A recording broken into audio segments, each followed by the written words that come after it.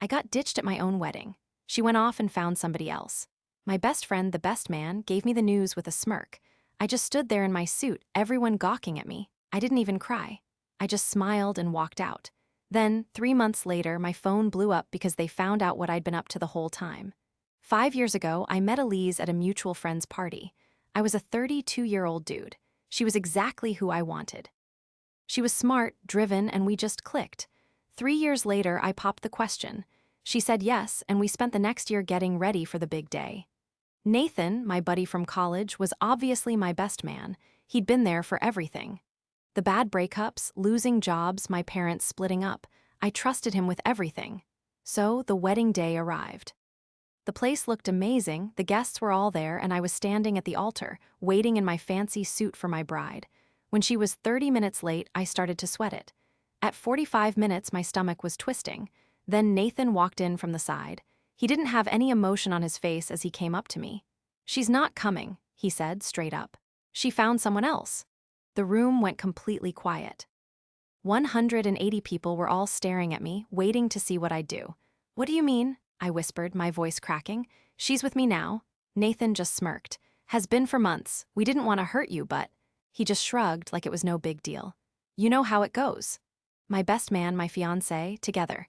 My heart was racing, but instead of falling apart, this weird calmness came over me.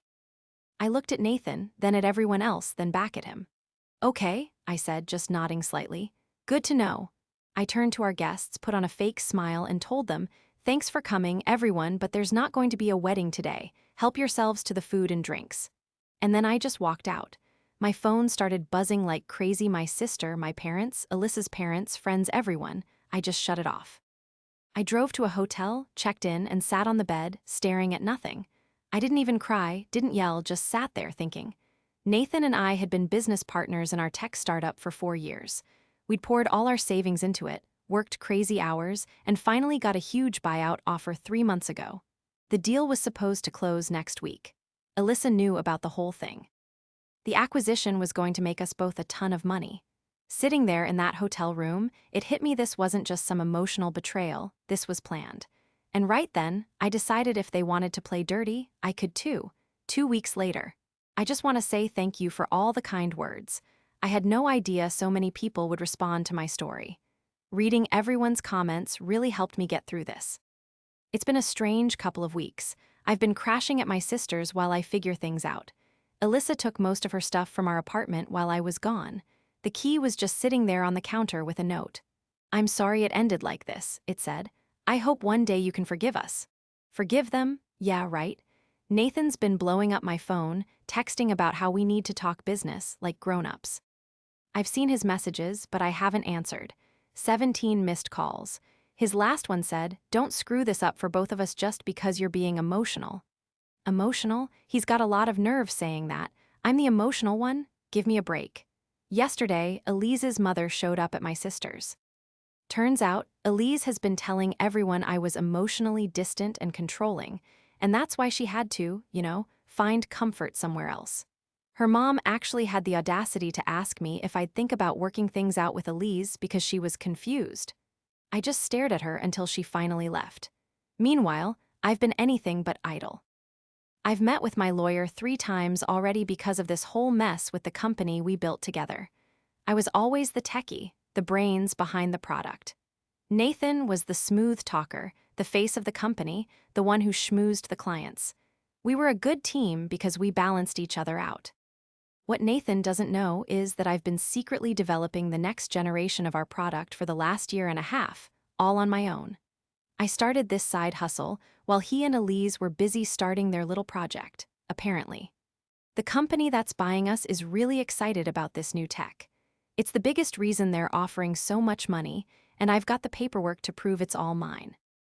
Nights and weekends, my own time, not a minute of company resources. So, the acquisition is still happening, and the plan is for both of them to stick around for 1.5 years after the sale. Nathan doesn't have a clue about my chats with the team about what I'm doing on my own for the next-gen product. I've also been digging through all our old texts and emails.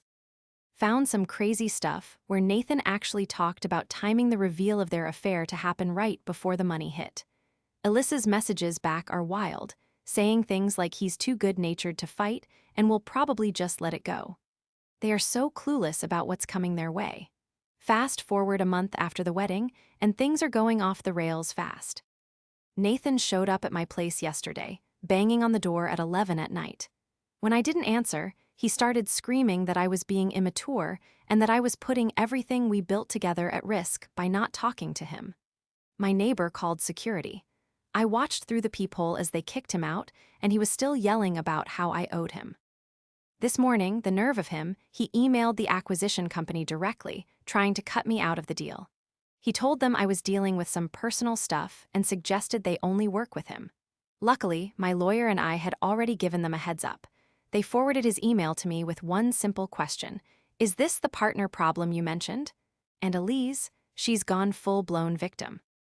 She posted on social media about toxic relationships and how sometimes the heart just leads you somewhere else. A bunch of our friends sent supportive messages, which was nice. But the worst part? Nathan's sister, Mia, actually called. She tried to tell me this stuff just happens, and nobody meant to be mean. She said I should be all grown up and keep my work life and personal life separate. I just hung up on her. I couldn't believe it.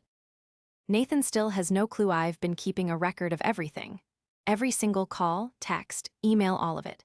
He and his crew laid out their whole plan to screw me over, and I have it all documented. And guess what? Yesterday, I finalized everything, proving I'm the only one who owns that next-gen product, the one that's worth like 70% of our company. The buyout meeting's in 2 days. Nathan thinks we're both going to sign the papers. He's clueless that I already met with them. It's been 3 crazy months since the wedding. But today was the day. That meeting with the buyers went off without a hitch. Nathan showed up 15 minutes late like always. He walked in and saw me, my lawyer, and the whole exec team already sitting there. And his chair, gone, poof. "What's going on?" he stammered, totally lost. My lawyer pushed a file across the table. It had all the proof that I single-handedly built our next-gen product. Timestamps, logs, everything, even the patent applications are in my name only. "You can't do this," he sputtered, his face turning bright red. "This is our company, that's our product." "Actually," I said, correcting him, "the company is ours. This tech, it's all me. I built it on my own time, nights and weekends, keeping perfect records the whole time."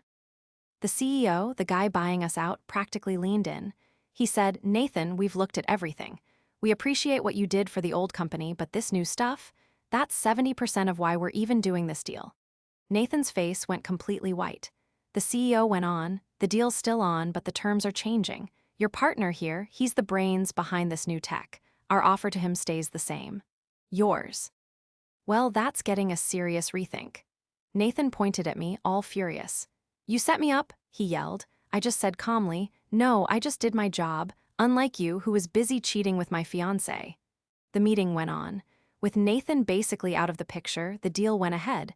I was getting 85% of the money. That's how much the new tech was worth. Nathan got the other 15% for his work on the original company. We both still had to stick around for 18 months to help with the transition, like we'd agreed. My phone blew up that afternoon. Texts from Nathan, one after another. "You can't do this to me. I'm suing you. You ruined everything." Then messages from Elise. "What have you done? We need to talk. Now. This isn't fair." It was all a mess, just a giant fallout from his affair. And then the flying monkeys descended.